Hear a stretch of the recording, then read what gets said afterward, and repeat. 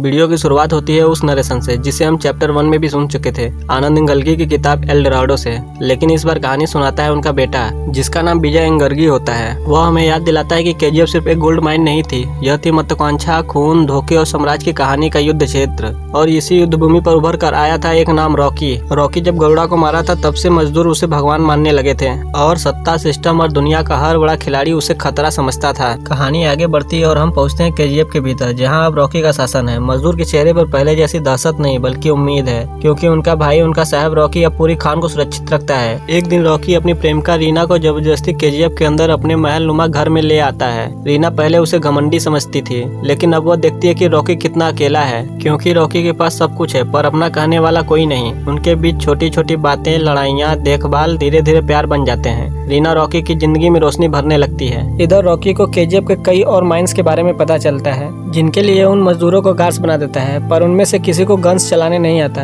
इसलिए रॉकी गरुड़ा के कमांडर वानरम को आजाद कर देता है। वानरम पहले तो रॉकी के खिलाफ होता है, लेकिन बाद में उन मजदूरों को वह ट्रेनिंग देने लगता है। एक दिन केजीएफ की गहराई में काम चल रहा था। मजदूर रोज की तरह मेहनत कर रहे थे, लेकिन अचानक उन्हें एक चमचमाती तलवार मिलती है। मजदूर डर जाते हैं और चिल्लाने लगते हैं। तब वानरम बताता है कि यह तलवार अधीरा का है। यह किरदार किसी प्राचीन वाइकिंग योद्धा जैसा है, लंबे बाल, भारी शरीर और अत्यंत ही खूंखार। यह साम्राज्य वह इसी तलवार के आधार पर खड़ा किया था। विजय की आवाज बताती है कि अधीरा कभी खुद केजीएफ पर शासन करना चाहता था, लेकिन अंततः गरुड़ा ने उसे पीछे कर दिया। सब लोग को लगता है कि अधीरा मारा गया है, लेकिन वो अब भी जिंदा है। एक दिन अचानक गोलियों की आवाजें गूंजती है, मजदूर चिल्लाते हैं और फिर दिखाई देता है एक भारी भरकम साया। अधीरा वापस आ गया है। वह केजीएफ की एक बड़ी टनल पर कब्जा कर लेता है और वहाँ के सारे गार्ड्स को मार डालता है। इधर एंड्रूस राजेंद्र देसाई को मार देता है ताकि रीना के जरिए रॉकी केजीएफ से बाहर आ सके।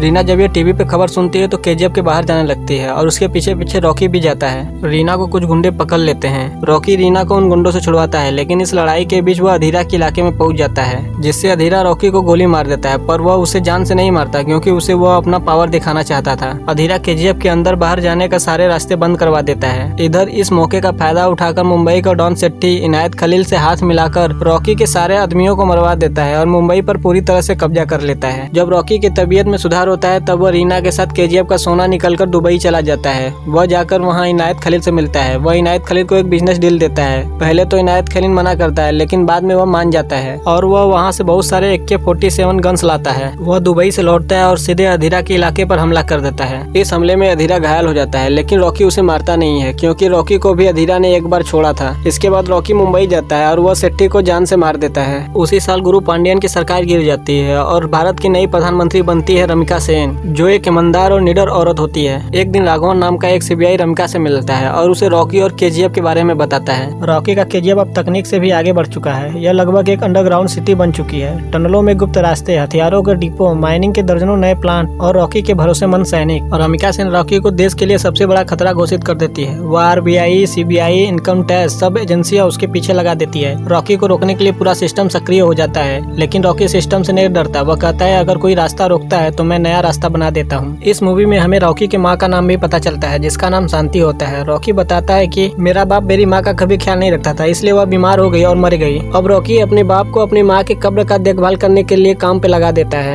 इधर रॉकी और रीना दोनों एक दूसरे से शादी कर लेते हैं। दूसरी तरफ अधीरा अपने हार की वजह से गुस्सा हो रहा होता है। तभी उसके पास एंड्रूस आता है और वह अधीरा को केजीएफ के अंदर जाने का रास्ता बता देता है। अधीरा अपनी फौज लेकर तुरंत केजीएफ की तरफ निकल पड़ता है। इधर रॉकी इंडस्ट्री के बीच में मजदूरों का काम देख रहा था। तभी वहाँ रीना आती है और उसे अपने प्रेगनेंसी के बारे में बताती है, लेकिन उसी वक्त अधीरा केजीएफ में पहुंच जाता है और वहाँ पे हमला कर देता है। अधीरा एक बंदूक से रीना को गोली मार देता है और रीना तुरंत मर जाती है। यह सीन रॉकी को एक राक्षस में बदल देता है। अब वो बदले की आग में जल चुका है। रॉकी और अधीरा की आखिरी लड़ाई केजीएफ की धरती पर होती है। यह महायुद्ध जैसा है। गोलियां, धमाके, तलवारें और सैकड़ों सैनिक आपस में लड़ रहे हैं। दूसरी तरफ बानरम और एंड्रूस की लड़ाई में बानरम एंड्रूस को जान से मार देता है। इधर कभी अधीरा रॉकी पे भारी पड़ने लगता है तो कभी रॉकी अधीरा पे भारी पड़ने लगता है और अंत में अधीरा को रॉकी जान से मार देता है। लेकिन अब भी रॉकी का गुस्सा शांत नहीं होता है। वह एक गन लेता है और निकल पड़ता है पार्लियामेंट की ओर, और वहाँ पहुँचते ही वह रश्मिका सेन के सामने एक गुरु पांडियन को गोलियों से छल्ली कर देता है। विजय की आवाज बताती है कि इन सब के पीछे का मास्टरमाइंड गुरु पांडियन ही था, क्योंकि वह खुद केजीएफ पर राज करना चाहता था। गरुड़ा पर हमला करवाने वाला भी यही था और गरुड़ा के हमले से अधीरा को बचाने वाला भी यही था। गरुड़ा को मारने के लिए रॉकी को मुंबई से बुलाने वाला भी यही था।